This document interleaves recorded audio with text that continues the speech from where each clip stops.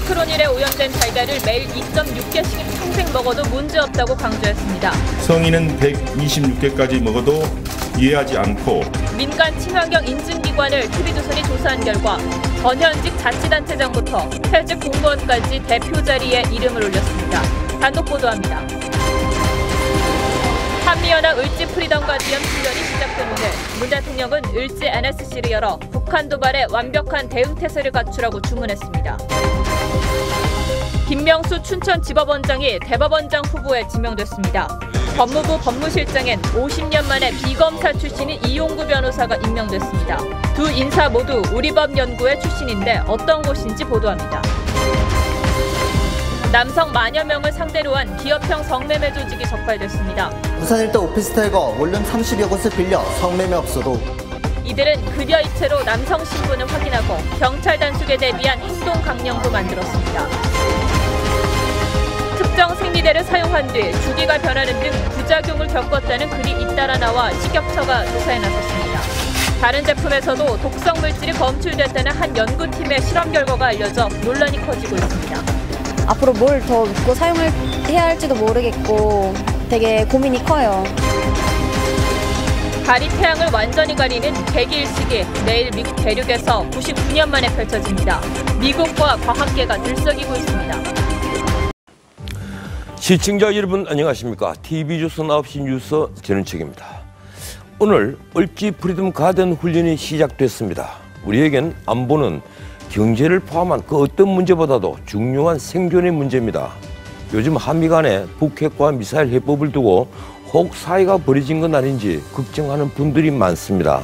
그런데다 이번 을지 훈련에 참가하는 미군 병력이 축소되었죠. 그런데 제임스 매티스 미 국방장관이 그 점에 대한 우려를 불식시켰습니다. 참가 병력이 준 것은 취부 중심 훈련 때문이지 북한발 요인에 대응한 것이 아니라는 겁니다. 어쨌든 북한이 우리에게 리스크로 작용하지 않는 시대를 우리가 열어야 합니다. 오늘 첫 소식도 살충제 달걀 후속 보도로 시작합니다. 살충제 달걀을 원료로 쓴 가공식품이 처음 파악됐습니다. 식약처는 지방 두 업체가 각기 만든 모닝빵과 연기를 쏘인 훈제 달걀 일부를 거두들여서 폐기했다고 밝혔습니다. 하지만 빵과 훈제한 달걀 35만 개는 이미 뷔페 식당이나 마트, 가게에서 팔린 뒤였습니다. 황민지 기자가 보도합니다. 검사 후 적합 판정을 받고 출하 유통되는 계란은 안전합니다. 안전을 장담했던 장관. 하지만 아니었습니다. 이틀 동안 보안검사 결과 농장 3곳에서 살충제 성분이 추가로 나온 겁니다. 이로써 살충제 달걀 농장은 기존 49곳에서 모두 52곳으로 늘었습니다. 부적합 52개 농장에서 살충제 성분 검출 확인 즉시 출하 중지 조치를 하고 해당 물량에 대한 회수 폐기를 추진하고 있습니다. 하지만 추가 조사 기간 동안 해당 농장의 달걀 유통이 금지되지 않아 살충제 달걀이 유통됐을 가능성도 있습니다. 어제 나왔던 DDT를 포함해 살충제 종류도 모두 8개로 최종 확인됐습니다. 또 3개 가공업체가 살충제 달걀 35만 개를 가공해 판 사실도 추가로 드러나 수거에 착수했습니다. 제조업체는 빵 및 훈제 계란 등을 제조하여 주로 뷔페 식당 또는 마트 소매점 등을 통해 판매된 것이 확인되어 식약처는 달걀 유통 과정을 조사해 달걀 451만 개를 압류하고 243만 개를 폐기했습니다. 또 부적합 판정을 받은 농가 가운데 60%는 살충제 사용이 금지된 친환경 농가였습니다. TV조선 황민지입니다. 앞서 보신 것처럼 식약처는 살충제 달걀을 쓴 훈제 달걀을 회수했다며 가공업체 이름을 공개했습니다. 그런데 알고 보니 식약처가 적발에 압수한 게 아니라 업체가 자체 조사해서 신고하고 자발적으로 거두들인 경우였습니다. 정부의 섣부른 발표에 업체의 선의는 가려졌고 남은 건 살충제 훈제 달걀 가공업체라는 낙인뿐입니다. 취재 김자민 기자입니다. 살충제 달걀이 사용돼 정부가 압류 조치했다고 발표한 훈제란 업체입니다. 뒷마당에는 회수한 물건들이 쌓여 있습니다. 지난 17일 업체가 자진 회수한 살충제 달걀입니다. 이후 19일 식약처가 방문해서 이처럼 테이핑을 해놓고 갔습니다. 하지만 그뿐이었습니다. 후속 조치 지침도 없고 폐기 처리는 지자체에 물어보라는 식. 이러지도 저러지도 못하며 영업은 손을 놓고 있는 상태입니다. 전화를 했는데 바쁘다고 정리하고 싶으면은 내일 아침에 들어와서 얘기해달라고. 더 심한 것은 자진 신고인데도 적발된 것처럼 발표돼 파렴치 않은 기업으로 매도되고 있다는 겁니다. 선도 조치가 진행됐음에도 불구하고 적발이 된 것처럼 비춰지는 시각 자체가 행복담기의 이미지가 실추가 되고 있다. 업체는 거래처가 끊길 판입니다. 하지만 관계부처들은 업체 탓만 합니다. 국민들이 관리를 잘 못해가지고 한 거죠. 앞서 정부는 부적합 농장 10곳을 잘못 발표한 데 이어 오늘 또 부적합 농장 7곳의 난각 코드를 수정해 빈축을 샀습니다. 발표에 급급한 정부의 우왕좌왕 대처에 애꿎은 농가와 가공식품 업체까지 2차 피해를 만들어내고 있습니다. TV조선 김자민입니다. 살충제 달걀 과연 위험할까요? 의사협회가 국민 불안을 들여주려고 기자회견을 자청해서 살충제 달걀이 그리 위험하지 않다고 밝힌 게 사흘 전 일입니다. 식품의약품안전처는 오늘 비로소 살충제 달걀을 어른이 하루 100개 넘게 먹어도 건강에 문제가 없다고 발표했습니다. 하루 100개 그렇게 많이 먹는 분 없겠죠. 그런데 워낙 허둥대는 정부라서 시민들은 여전히 불안합니다. 보도의 이일주 기자입니다.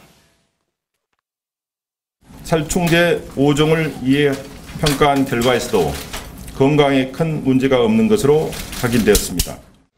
식품의약품안전처의 평가 결과 피프로닐이 검출된 달걀은 한두 살은 하루에 24개, 성인은 126개까지 먹어도 위하지 않은 것으로 나타났습니다.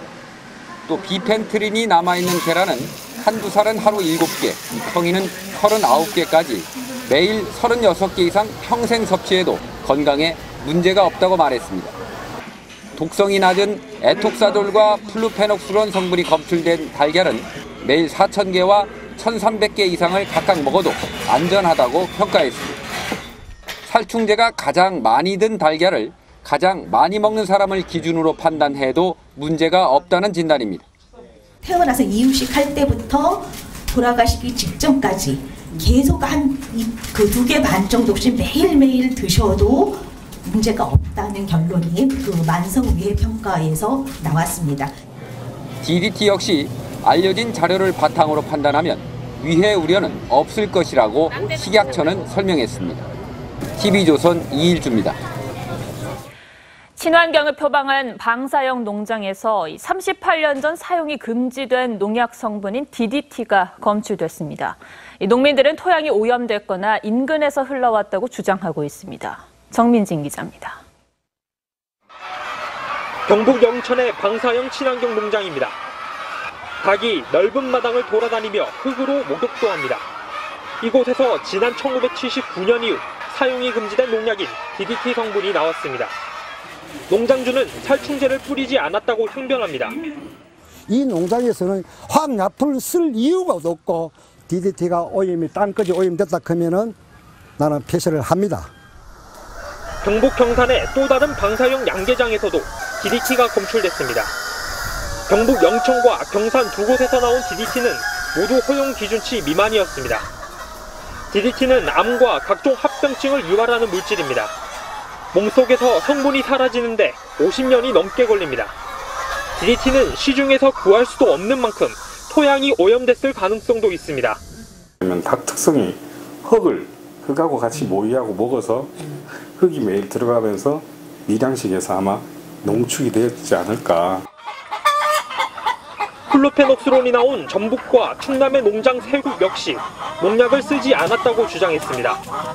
농민들은 정부를 상대로 행정심판을 청구하겠다고 반발했습니다. 진짜 내가 농약 쳤으면 바다가 검사하고 이 파야도 따서 검사해보고. 정부는 DDT가 나온 농장 두 곳의 흙을 채취해 역학조사를 하고 있습니다. TV조선 정민진입니다.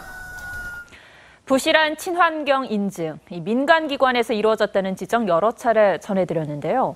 이 민간 인증기관을 들여다보니 전현직 고위 관료들이 대표를 맡고 있는 것으로 드러났습니다. 또 인증기관에서 근무하는 농식품부 출신의 전직 관료들이 수두룩했습니다. 윤슬기 기자가 단독 취재했습니다.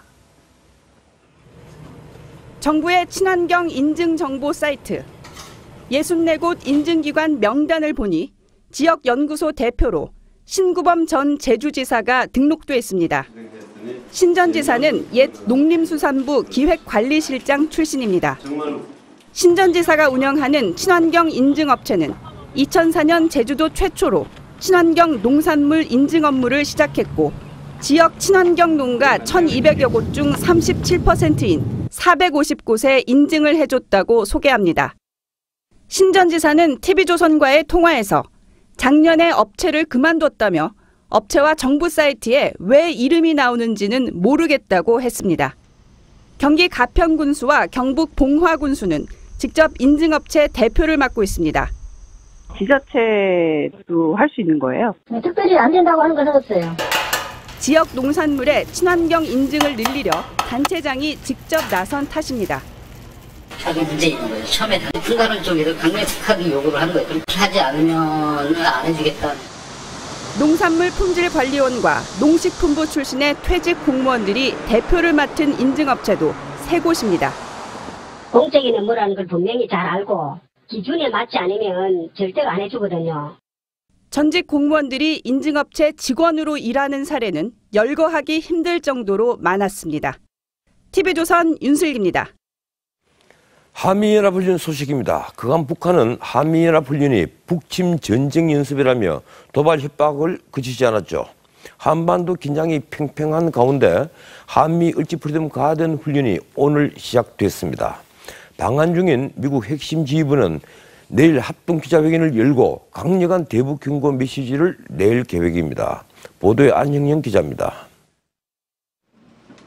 오늘부터 열흘간 진행되는 을지 프리덤 가디언에선 북한의 신형 미사일과 GPS 교란에 대비한 훈련이 실시됩니다. 문재인 대통령은 북한의 훈련을 이유로 도발하지 말라고 경고했습니다. 장악을 받아치기는 도발적인 행동을 해서도 안 될 것입니다. 미 의회 대표단과 만난 자리에선 아주 제한적인 군사적 옵션도 남북 간 군사적 충돌로 이어질 것이라고 우려했습니다. 매티스 국방장관은 미군 참여 인원이 7,500명 줄었지만 북한 때문이 아니라고 했습니다. This is an exercise for the defense of Korea. It's a combined exercise, and it's all worked out way in advance by the alliance. 북미 대화를 위해 훈련을 축소했다는 관측을 부인한 겁니다. 방한 중인 하이튼 미 전략사령관은 송영무 국방장관을 만나 미국의 지속적인 전략무기 전개와 미사일 방어체계 제공을 약속했습니다. 하이튼 사령관은 내일 해리스 태평양 사령관, 그리브스 미사일 방어청장과 함께 합동 기자회견을 엽니다. 북도발 시 군사적 옵션을 쓸 수 있다는 경고 메시지를 던질 것으로 전망됩니다.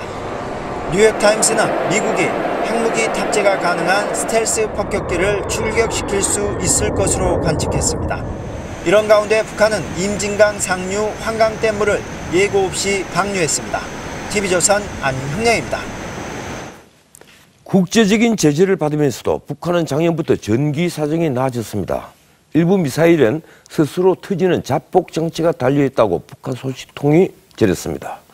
김정은은 한국과 미국이 합동훈련을 중단할 때까지 미사일을 계속 쏠 것이라고도 했습니다. 이채인 기자가 단독 보도합니다. 평양의 미래과학자거리, 고층 아파트와 간판 불빛이 화려합니다.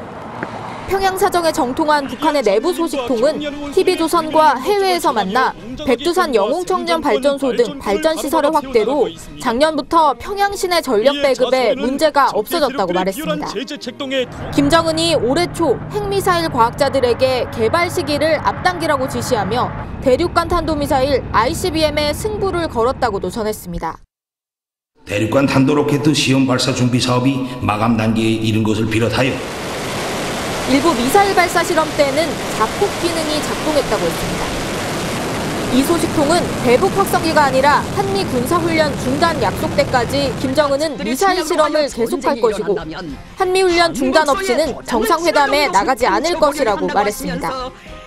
우리는 미국의 대조선 족대시 정책과 핵위협이 근원적으로 청산되지 않는 한 우리가 선택한 핵무력 강화의 길에서 일본 북한 전문 매체 아시아프레스는 북한 당국이 주민들에게 미사일을 계속 쏘면 한국과 미국이 무릎을 꿇고 식량을 보낼 것이라고 선전한다고 했습니다. 북한 자강도의 사상교육관에는 미국이 아닌 남한을 자신들의 주적으로 지칭한 표어가 내걸렸습니다.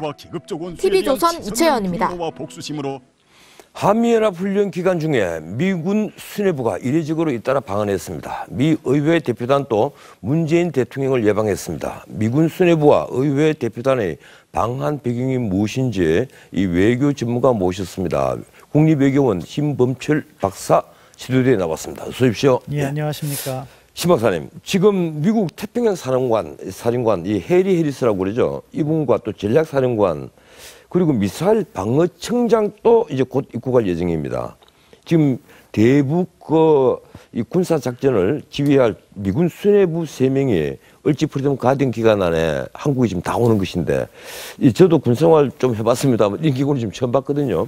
한국에 이렇게 수뇌부들이 다 오는 게 어떤 의미가 있는 겁니까? 그만큼 한반도 상황이 엄중하다. 그리고 그 과정에서 미국은 자신들의 안보 공약을 확고히 지키겠다. 그런 메시지를 주는 거라고 생각합니다. 말씀하신 것처럼 한반도에 전쟁이 발생할 경우 미국으로부터 저희가 안보 공약을 받지 않습니까? 그 내용은 재래식 지원 전력, 그리고 해구산, 그리고 미사일 방어입니다. 재래식 지원은 어디에서 오느냐? 태평양 사령부부터 오거든요. 그리고 한국의 핵 공격을 받았을 때 미국의 해구산은 어디가 제공하느냐? 전략사령부에서 제공합니다. 또한 미사일 방어 청에서는 미사일 방어를 지원하고요. 따라서 한반도의 각 상황마다 미국이 지원할 수 있는 안보 공약의 최고 책임자들이 와서 한미 동맹이 튼튼하다 하는 메시지를 주는 거라고 생각합니다. 예.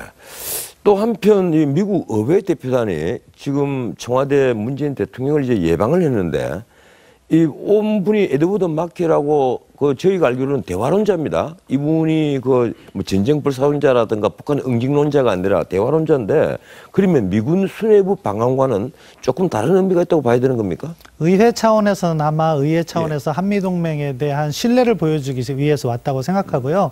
그런데 그 마케 의원은 뭐 대화론자라고 하지만 사실은 상원 아태소위의 외교위원회 아태소위의 위원장은 아닙니다. 민주당 간사입니다. 그러다 보니까 공화당보다 민주당 특이 조금 더 비둘기파가 많으니까 그렇게 평가되는 거고요. 미국 의회 전체적으로서는 보면은 북한 비핵화라든가 이런 기조를 같이 하고 있다고 생각합니다. 따라서 그 사람의 개인적인 성향에 따라서 뭐 미국이 지금 대화로 이렇게 방향을 바꾸거나 했다고 보진 않고요. 다만 미국으로서도 한편에서는 군사적 압박을 하지만 다른 쪽으로 결국엔 대화를 통해서 해결해야 된다는 문제의식은 하고 있다. 그렇게 생각합니다. 그러니까 미국 민주당 대표단이라고 봐야 되겠군요. 아니요. 합동단체단인데 이번에 한국에 온 대표가 민주당 아태소위의 간사를 맡고 있는 사람입니다. 그렇군요. 근데 미국에서도 방금 말씀하신 것처럼 이제 대화론이 최근에 또 등장을 했었거든요. 그런데 이제 배는 백악관 수석 전략가가 사실상 물러나고, 그리고 나서 지금 혼선이 좀 빚어지는 것 같아요. 지금 미국 백악관의 태도는 어떻다고 봐야 됩니까? 지금 뭐 크게 미국에서 이렇게 메시지가 혼선을 빚는 데는 두 가지 이유가 있다고 생각합니다. 하나는 미국 정부 자체가 대북 정책의 방향을 확고히 저렇게 정한 게 없는 것 같아요. 그러니까 백가쟁명식으로 여러 목소리가 동시다발적으로 나오는 거고요. 다른 한편으로는 트럼프 대통령이 트위터 정치로 해서 이런 것을 좀 증폭시키는 것 같아요. 화염과 분노라든가. 그러다 보니까 다양한 목소리가 나오는데 기본 방향은 그렇습니다. 압박을 하면서 결국에는 비핵화 대화 쪽으로 가는다. 이건데 이 과정이 상당히 길게 갈 거기 때문에 여러 가지 그 상황에서 다양한 목소리 또는 다양한 이벤트가 발생할 겁니다. 그런 차원에서 우리는 그러한 미국에서 나오는 소리 하나하나에 너무 민감하게 반응하기보다는 우리도 중심을 갖고 한반도 비핵화를 위해서 일관되게 나가는 그런 전략이 필요하다고 생각합니다. 오늘 고맙습니다. 시간이 너무 짧았습니다. 고맙습니다.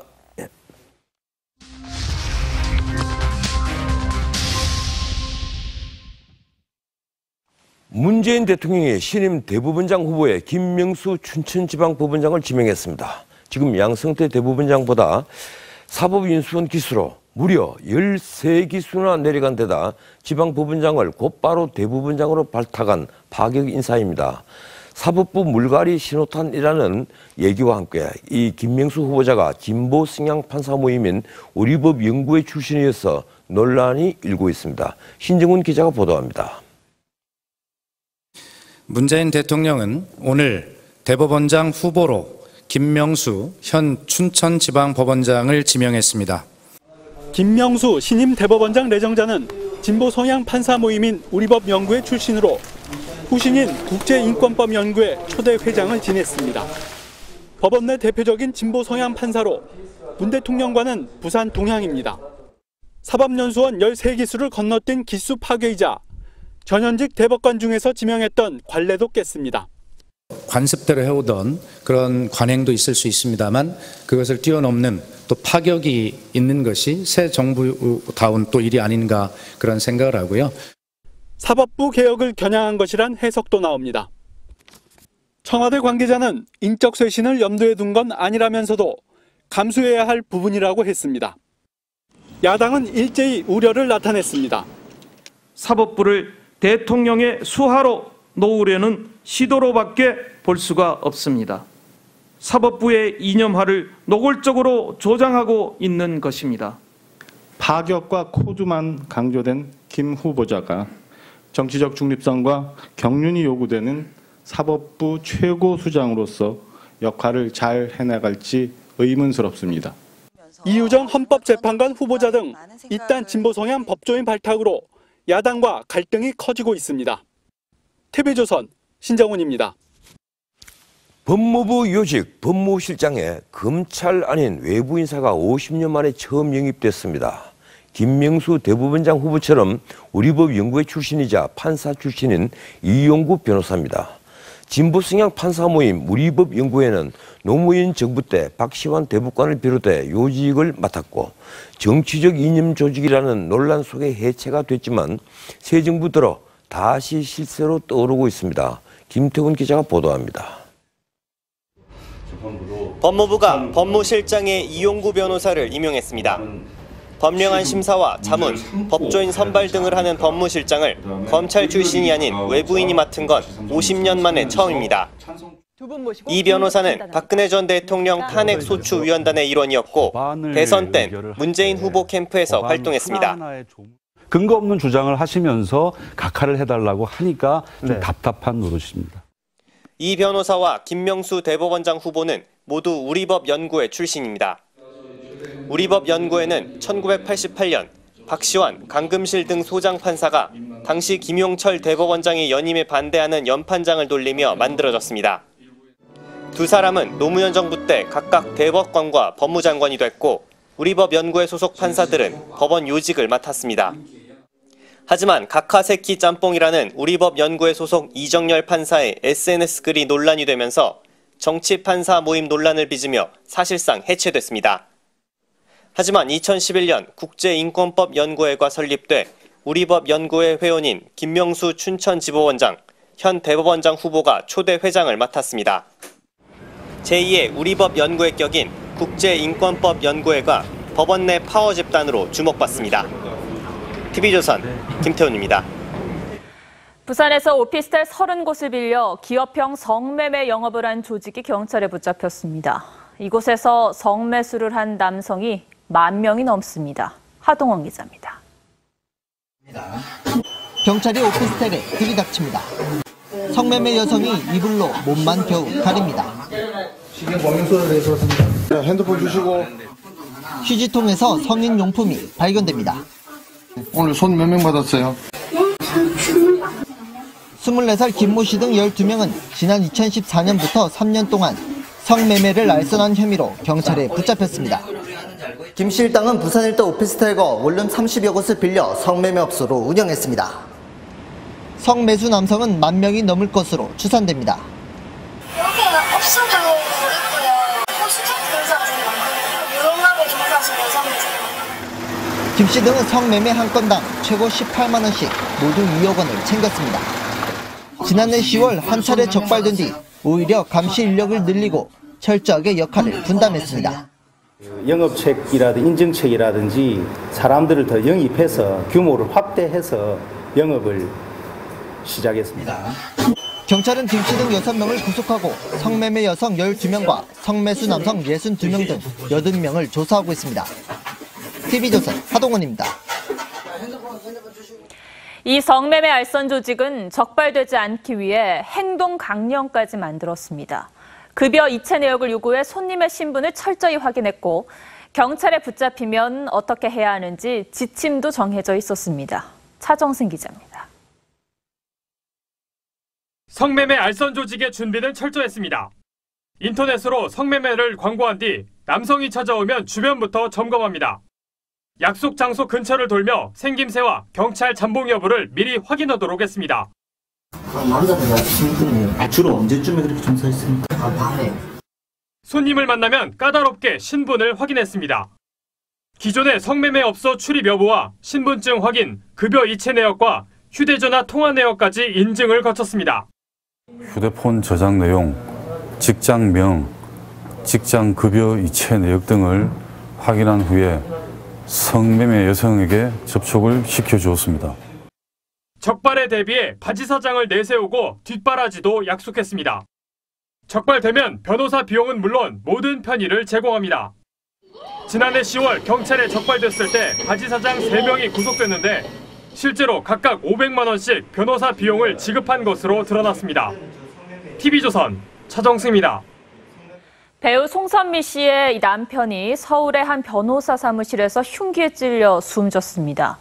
경찰은 용의자를 현장에서 체포한 뒤 범행 경위를 조사하고 있습니다. 홍영재 기자입니다.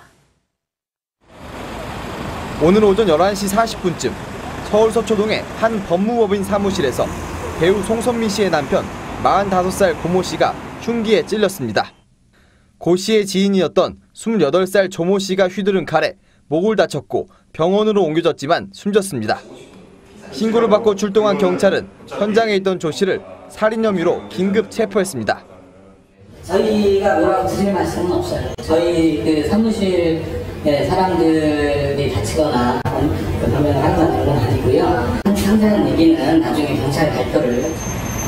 고 씨는 할아버지 재산의 상속 문제를 두고 다른 가족과 분쟁을 벌였는데 이 과정에서 조 씨의 도움을 받으려 한 것으로 알려졌습니다.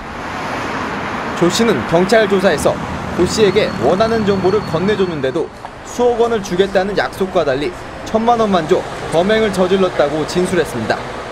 재판하면서 알던 정보를 가지고 고 씨에게 간 거지 이제. 몇 억을 주기로 했는데 3만 원밖에 안 주니까. 영화 미술감독 출신인 고 씨는 지난 2006년 배우 송선미 씨와 결혼해 2살 난 딸을 두고 있었습니다. 경찰은 조 씨에 대해 구속영장을 신청할 방침입니다. TV조선 홍영재입니다. 오늘 여성들 사이에서 논란이 된 뉴스입니다. 특정 생리대를 사용한 뒤 부작용을 겪었다는 글이 인터넷에 잇따르자 식약처가 조사에 나섰습니다. 제조사 측은 식약처의 안전 기준을 모두 통과한 정상 제품이라고 해명했습니다. 송무빈 기자입니다. 부작용 논란이 일고 있는 릴리안 생리대입니다. 생리 양이 줄었다거나 생리통을 겪었다는 주장 등이 인터넷 등을 통해 확산되고 있습니다. 확실히 그 제품을 쓸 때 양이 좀 덜 나오더라고요. 그래서 이게 왜 그럴까 의문을 품었었는데. 논란이 커지자 식품의약품안전처도 유해성 검사에 들어갔습니다.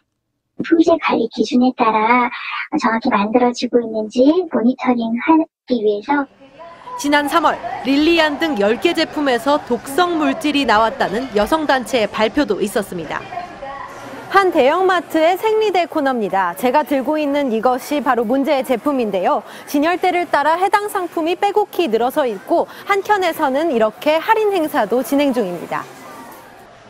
제조사인 깨끗한 나라는 안전성에 문제가 없다며 한국소비자원에 안전성 조사를 의뢰했습니다. 저희는 안전성에는 부합이 되고 있지만 지금 이런 사례가 많이 발생이 됨에 따라서 안전한지 추가적으로 조사를 요청을 진행을 한 거고요. 살충제 달걀로 시작된 소비자들의 불안감이 생필품으로까지 이어지고 있습니다. TV조선 송무빈입니다. 최근 북한 위협이 고조되자 만약의 사태에 스스로 대비하겠다는 사람들이 늘고 있습니다. 방독면은 제품을 구하기가 쉽지 않을 정도고 수억 원을 호가하는 개인 방공호를 찾는 사람도 있다고 합니다. 차순우 기자입니다. 자타공인 생존 전문가인 우승엽 씨의 가방입니다. 사흘치 비상식량과 함께 방독면과 나침반 등 생존 물품들이 담겨 있습니다. 이런 생존 키트는 자동차와 집에 각각 하나씩 있습니다. 평상시에 이제 주말에도 이런 생존 배낭 무거운 걸 메고서 대피하는 훈련들, 그런 것들도 같이 하고 있는 거죠. 우 씨가 운영하는 재난 대비 카페엔 이달 첫 주에만 10만 명이 방문해 한 주 전보다 4배 가까이 늘었습니다.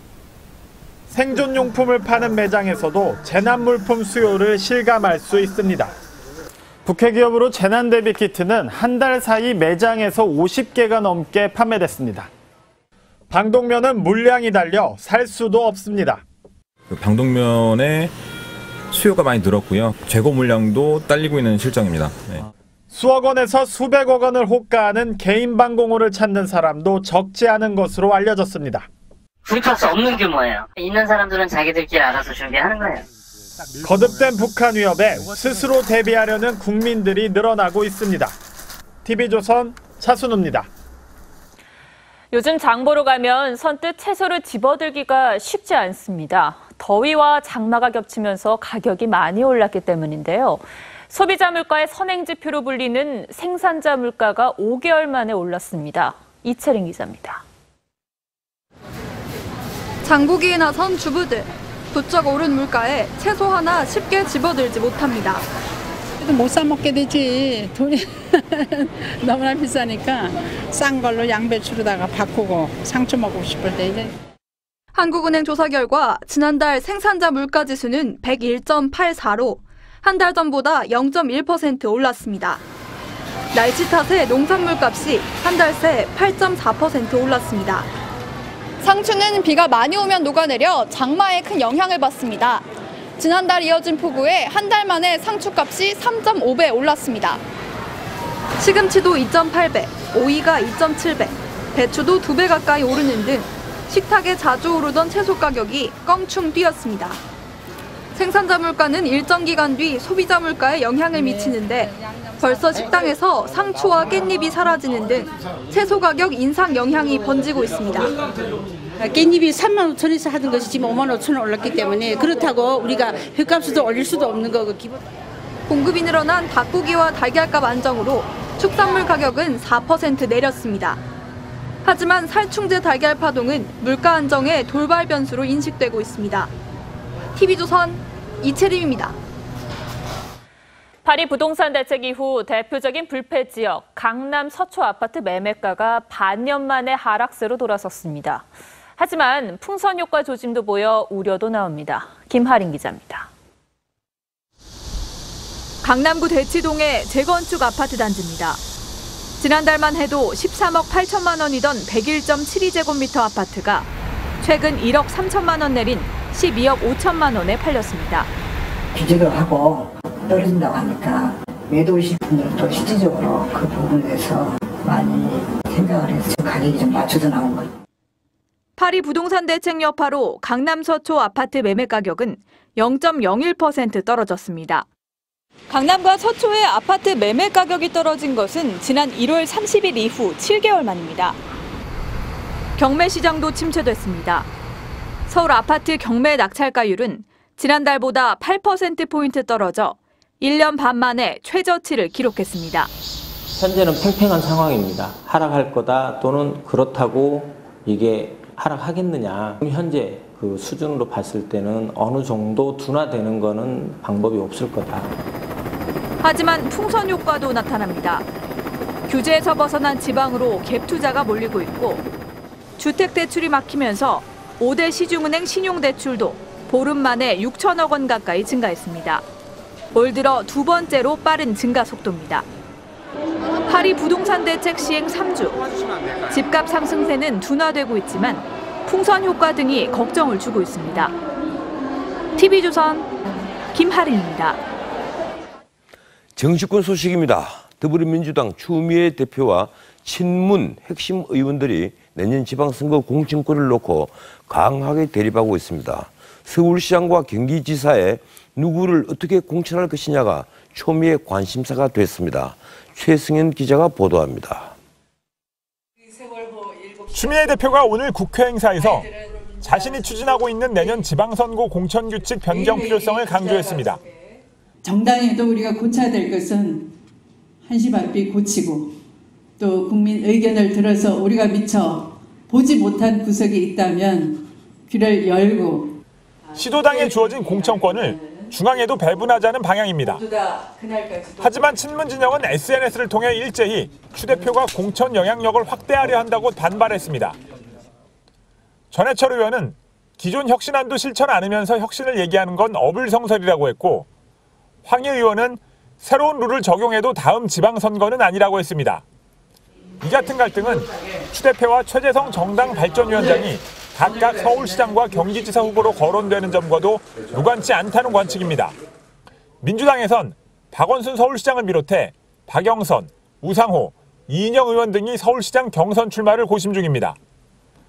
경기지사 경선에는 최재성 전 의원과 함께 친문 진영의 전해철 김태년 의원, 이재명 성남시장, 김진표 전 국정기획 자문위원장 등이 거론됩니다. 내년 단체장 공천을 둘러싼 신경전으로 인해 추 대표와 친문 진영 간 공천권 갈등도 가열되는 분위기입니다.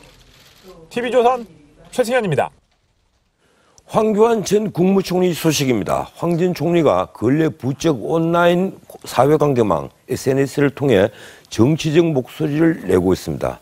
황 전 총리는 보수 진영 서울시장 후보로도 거론되고 있는데요. 내년 서울시장 선거는 황교안, 안철수, 박원순 빅3가 맞붙을 수도 있다는 관측입니다. 최인묵 기자가 보도합니다. 황교안 전 국무총리의 행보가 심상치 않습니다. 황 전 총리는 지난 19일 자신의 페이스북에 조국을 비하하는 것은 옳지 않다. 우리나라는 위대한 나라라고 했습니다. 앞서 14일엔 광복 후 72년은 우리 국민들이 함께 해온 위대한 여정이라고도 했습니다. 19일 게시글에 6,200여 명이 좋아요란 메시지를 보냈고 서울시장 출마를 요청하는 글도 있었습니다. 자유한국당에서도 황 전 총리 기용론이 나옵니다. 이용남 혁신위 대변인은 라디오 인터뷰에서 여러 보수를 대변할 수 있는 후보가 나올 수 있다면 그런 부분은 반길 일이라고 했습니다. 홍준표 대표의 핵심 측근은 황 전 총리가 결심만 해준다면 환영할 일이라고 했습니다. 국민의당에선 안철수 전 대표가 점차 서울시장 출마로 기우는 모습입니다. 서울시장 후보를 당 대표를 갖고 나갑니까? 아니면 사퇴하고 나갑니까? 그런 상황이 되면 당연히 사퇴하고 나가야죠. 황 전 총리가 자유한국당 후보로 출마할 경우 안 전 대표, 박원순 서울시장까지 보수, 중도, 진보 진영 간 3파전이 성사될 것으로 보입니다. TV조선 최현묵입니다.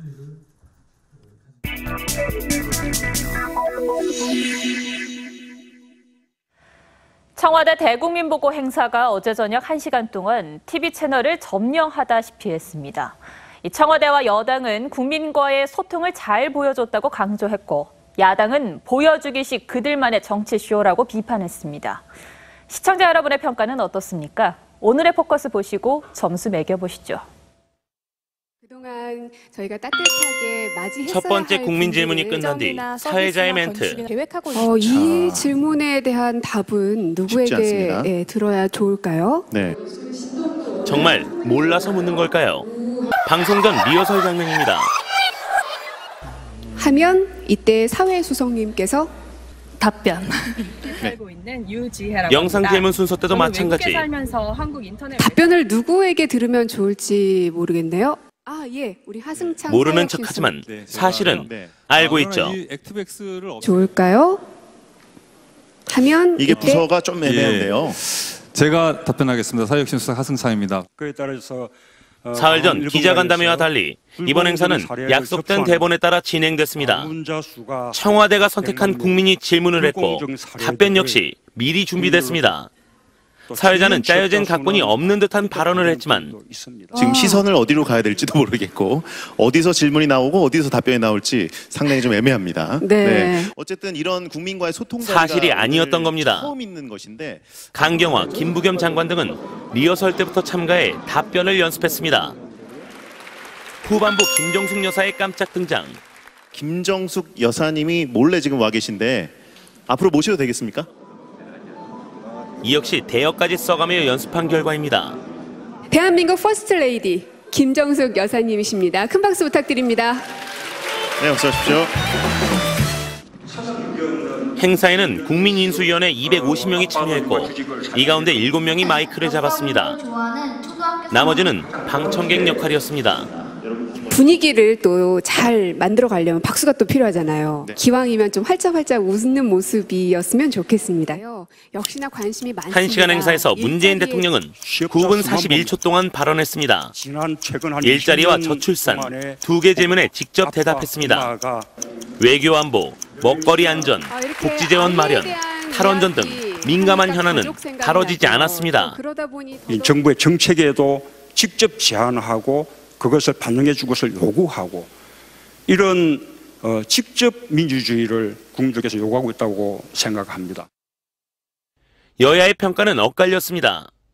문재인 정부의 준비된 정책과 실행력이 입증되는 시간이기도 했습니다. 그들만의 잔치이고 또 그들만의 예능쇼나 다름없는 천박한 오락화 프로그램을 여성 비하 논란으로 사퇴 요구에 휩싸였던 탁현민 선임행정관은 어제 행사를 진두지휘하며 건재함을 과시했습니다. 뉴스9 포커스였습니다. 이 대국민보고대회를 비롯한 청와대 행사를 기획 주도한 탁현민 행정관에 대한 사퇴 압박이 다시 거세지고 있습니다. 정현백 여가부 장관도 탁 행정관의 사퇴를 청와대에 건의했지만 자신은 무력했다고 고백했습니다. 홍혜영 기자입니다. 왜곡된 성인식으로 무리를 빚었던 탁현민 청와대 행정관이 어제 청와대에서 열린 국민보고대회에서 마이크를 잡았습니다. 자, 임정석 실장이 오셨으니까 그 질문 어떻게 할 건지 한번 보고 지금. 탁 행정관은 지난주 문재인 대통령의 취임 100일 기자회견 준비도 이끌었습니다. 야당 의원들은 탁 행정관 사퇴를 청와대에 건의하겠다고 했던 정현백 여성가족부 장관에게 해임되지 않은 이유를 따졌습니다. 그 장관님께서 청와대의 뜻을 전했다고 하면 이미 조치가 이루어져야 하는 것이 맞잖아요. 그냥 한 번 했으면 나는 소임을 다했다 그런 자리는 아니라고 생각을 하고요. 정 장관은 무력감을 느꼈다고 했습니다. 전달을 했고요. 그 이후의 결과에 대해서는 제가 좀 무력합니다. 그래서 저는 분명히 좀. 국민의당은 페미니스트 대통령이 되겠다던 문 대통령이 탁 행정관은 누가 뭐래도 안고 가겠다는 것은 앞뒤가 안 맞는다고 비판했습니다. 장관의 해임 건의가 먹혀들지 않을 정도로 청와대 내에서 탁 행정관의 영향력이 큰 것 아니냐는 관측이 나옵니다. TV조선 홍혜영입니다.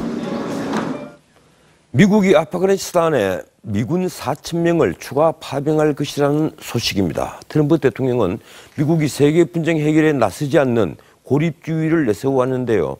다시 적극적 분쟁 개입으로 돌아서는 게 아니냐는 관측이 나옵니다.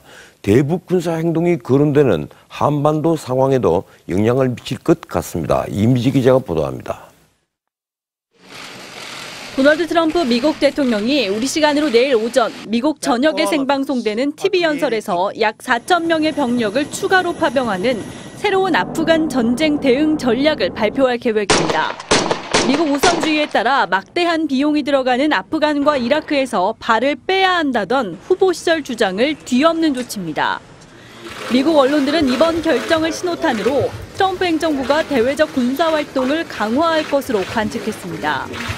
트럼프는 이미 지난 4월 폭탄의 어머니로 불리는 초대형 폭탄을 투하시키며 시리아 공습을 단행했고 이달 들어 북한에 대해서도 화염과 분노에 직면할 것이라며 군사적 행동 가능성을 시사했습니다.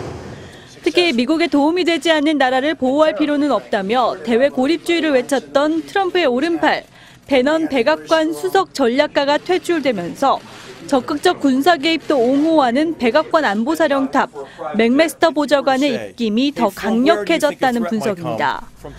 북핵 문제 해결에 있어서도 외교적 해법에 실패할 경우 결국 군사적 옵션을 꺼내들 가능성이 높아졌다는 관측이 제기되는 이유입니다. TV조선 이미지입니다. 홍콩 소식입니다. 홍콩 시민들이 3년 전에 홍콩 행정장관을 직접 선거로 뽑겠다며 벌였던 민주화 시위를 많은 분들이 기억하실 겁니다. 물대포와 최루가스를 우산으로 막았던 그 우산혁명 이후 최대 시위가 홍콩에서 다시 벌어졌습니다. 우산혁명 지도부에게 징역형이 선고되자 시민 수만 명이 거리로 나섰습니다. 고수정 기자입니다. 30도를 넘는 찌는 듯한 무더위 속 형형색색의 우산을 든 사람들이 행진을 이어갑니다. 정의가 사라졌다는 팻말도 등장했고 투옥에 항의하는 의미로 죄수복을 입은 시위대도 눈에 띕니다. 2014년 홍콩 민주화를 요구하며 79일간 도심을 점거했던 우산혁명의 지도부가 징역형 선고를 받은 것에 항의해 시민 수만 명이 시위에 나선 겁니다.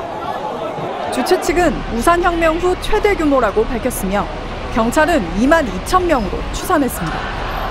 시위대는 정부의 정치 탄압에 대한 반감이 거세다고 주장합니다. So we feel really disappointed and we are gathering here for a protest. Instead, we want to show our determination. You know that recently our court has announced some unfair sentence judgment to the Democrats. So we feel very angry and worried about our Hong Kong legal system. 반면 홍콩 정부 대변인은 법원 판결은 법률적으로 정당하다는 입장입니다.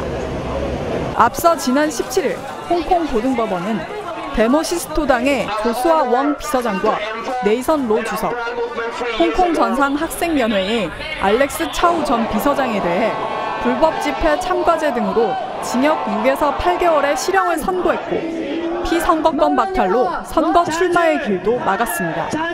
TV조선 고서정입니다. 달이 태양을 완전히 가리는 개기일식을 앞두고 미국 대륙이 들썩이고 있습니다. 99년 만에 벌어지는 이 세기의 우주쇼를 더 잘 보기 위해 100만 명이 넘는 사람들이 몰리고 있습니다. 윤혜은 기자입니다.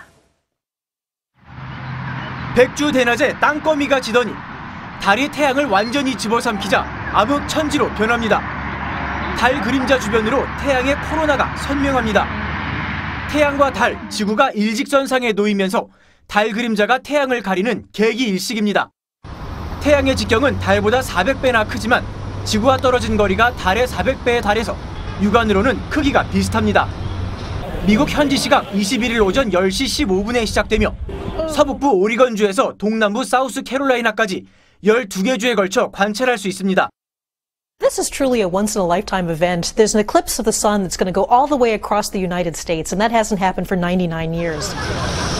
최고 인기 스포츠 이벤트인 미식축구 결승전 슈퍼볼에 빗대어 태양계 슈퍼볼로 불리는 이번 개기일식을 보기 위해 가장 먼저 관측이 가능한 오리건주에만 100만 명 가까운 관광객이 모여들 전망입니다. 해를 응시할 수 있는 일회용 선글라스는 동난지 오래입니다. We heard the frenzy of getting a hold of some eclipse glasses, so we thought, what the heck, we'll give it a shot. Pulled up, line wrapped completely. 1시간 반 동안 진행될 세기의 우주쇼는 유럽과 중남미, 아프리카에서도 일부 관측이 가능합니다. TV조선 윤혜영입니다. 호텔이 숙박의 개념에서 벗어나 이제 문화 공간으로 변하고 있습니다. 미술관보다 더 미술관 같다는데요. 신환승 기자가 취재했습니다. 금세 하늘로 오를 것만 같은 신화 속 동물 페가수스. 데미안 허스트 작품입니다. 한 땀 한 땀 묻힌 금박, 한 줄 한 줄 표현된 근육이 관람객을 사로잡습니다. 자연스레 카메라를 꺼내게 만드는 이곳. 미술관 같지만 호텔 로비입니다. 호텔에 작품을 놓고 거는 게 트렌드가 되면서 이용객들은 색다른 즐거움이 생겼습니다. 갤러리 같은 데 가서 보면은 많은 시간이 필요하고 또 때로는 부담도 되지만 쉬면서 둘러보면서 구경을 하면서 느끼는 것. 쿠사마 야요이의 호박 등 국내 미술관에서도 접하기 쉽지 않은 작품들이 곳곳에. 아이들 교육에도 좋습니다. 호박이 노란색이어서 너무너무 예뻐요. 객실은 물론 통로까지. 작품 2,700여 점이 가득 차 있다 보니 작품만 보러 오는 방문객도 생길 정도입니다.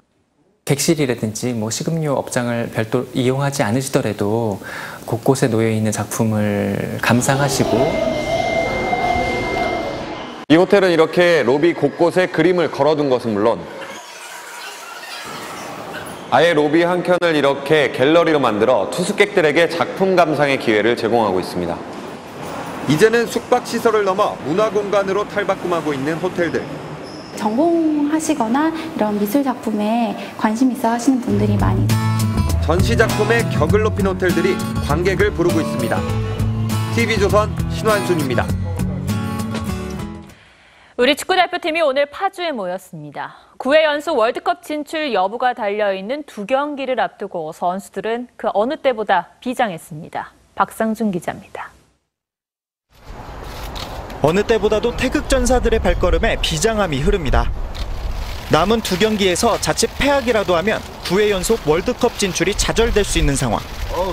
먼저 소집된 K리그와 중국리그 선수들은 너나 할 것 없이 책임감을 강조했습니다. 대표팀 온 것 중에서 제일 부담이 되는 대표팀인 것 같아요. 책임감과 조금 부담감을 다 동시에 가지고 들어와야 되지 않나.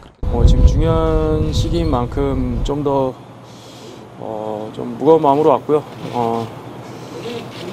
말이 필요 없이 정말 운동장에서 시간 잘 보내서 2년 10개월 만에 대표팀에 합류한 39의 최고참 이동국은 쓴소리를 마다하지 않았습니다. 밖에서 봤을 때 좀 희생하는 선수들이 많이 줄어들지 않았나라는 그런 생각이 들었고요. 그런데 몇몇 돋보이려고 하는 그런 선수들이 좀 보였던 것 같고. 비장하게 입소했지만 첫날 훈련 분위기는 화기애애했습니다. 스트레칭과 공 뺏기 훈련으로 몸을 풀며 이야기꽃을 피웠습니다. 이번에 대표팀에 합류한 김남일, 차두리 코치도 자신들의 경험을 전수하며 후배들에게 자신감을 심어줬습니다. 조기 소집을 통해 수비 조직력 강화를 자신한 신태용 감독은 이란전 승리를 다짐했습니다. 9회 연속 월드컵 본선 진출을 향한 신태용호의 여정이 시작됐습니다. TV조선 박상준입니다.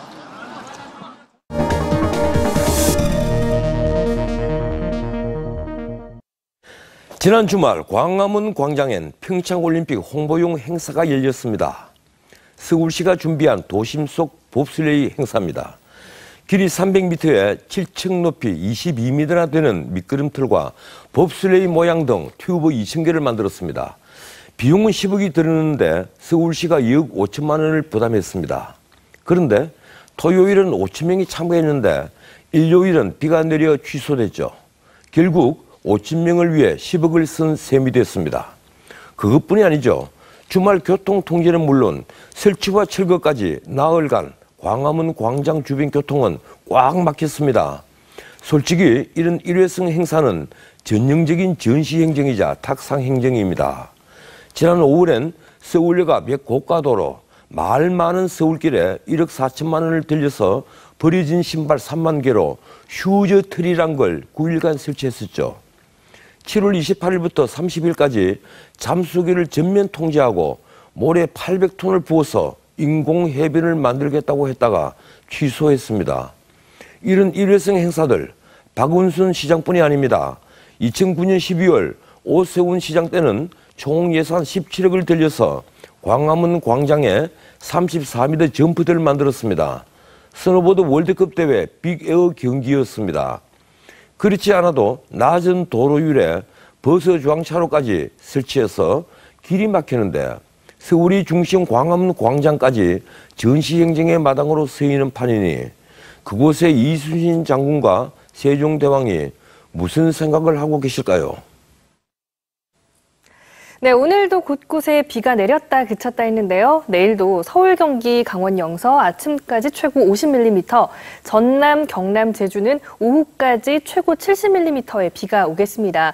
또 내륙에는 소나기가 오겠고요. 수요일과 목요일에는 전국에 또 비가 지날 것으로 보입니다.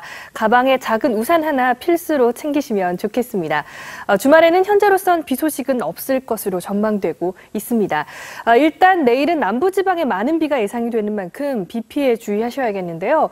제13호 태풍 하토가 많은 수증기를 공급하기 때문입니다. 이 태풍은 중국 쪽으로 이동을 할 것으로 보입니다. 내일 기온은 오늘보다 조금 오릅니다. 아침 최저 기온 서울이 24도, 부산 여수 25도로 시작을 하겠고요. 낮 최고 기온은 대체로 30도를 웃돌겠습니다. 영남과 제주는 아직 폭염이 이어지고 있으니까요. 관광관리 유의하시기 바랍니다. 이 서해안과 남해안에는 특히 바람이 강하게 불겠으니 안전사고 주의하시기 바랍니다. 날씨였습니다. 군자는 달라도 서로를 인정하고 소인은 같아도 싸운다. 이 군자 화이부동 소인 동의부라 논어 자료편에 나오는 말입니다. 화이부동은 똘레랑스, 즉 관용의 의미입니다. 요즘처럼 이 말이 필요할 때가 또 있을까요? 오늘은 여기까지입니다. 내일 멋진 하루가 될 겁니다. 내일 9시에 뵙겠습니다. 고맙습니다.